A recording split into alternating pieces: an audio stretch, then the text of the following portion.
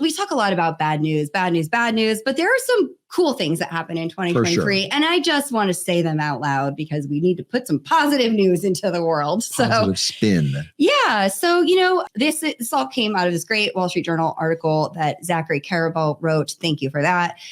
There was a big health breakthrough this year with weight loss medications like Ozempic, and people are having tremendous success losing weight. Not just for that fact, but it improves all of your numbers when you lose weight. So we're making strides towards diabetes, towards heart disease. People are feeling better about themselves, looking better, getting out there.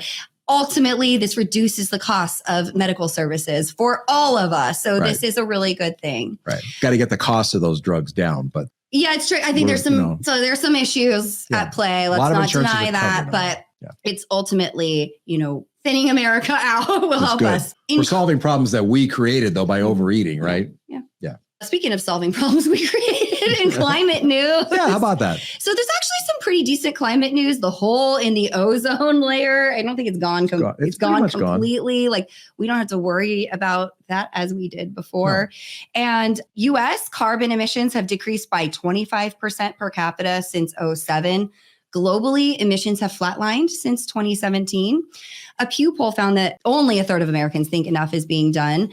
We certainly do have a long way to go, but there is improvement and we just don't talk about it enough. So things are getting better. Yeah. And then we have all of this, we're moving towards digitization. We've got solar, wind, and heat pumps. Like we're changing the way that we use energy, which will help our climate, of course. Yep. Okay, for Americans, the best news, we did not have a recession last year. We really talked about this. Yeah, that's big. I think something interesting here, like no one under the age of 30 believes that. Like they believe alternative facts. You got to write to me if you're under 30 and you don't believe that there wasn't a recession. I'm really curious. Whether we're still in one. But there's data there that speaks to that. So that's how we consume and then what we do with that.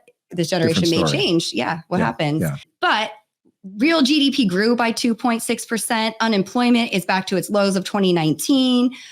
Wage gains in many industries are outpacing inflation, actually. Stellar stock market, which boosted the savings for, 150 million Americans. So we've got our Goldilocks moment in the economy. Yep. Higher interest rates for savings. At least. All that, right? Yes. So there's a lot of good things going on.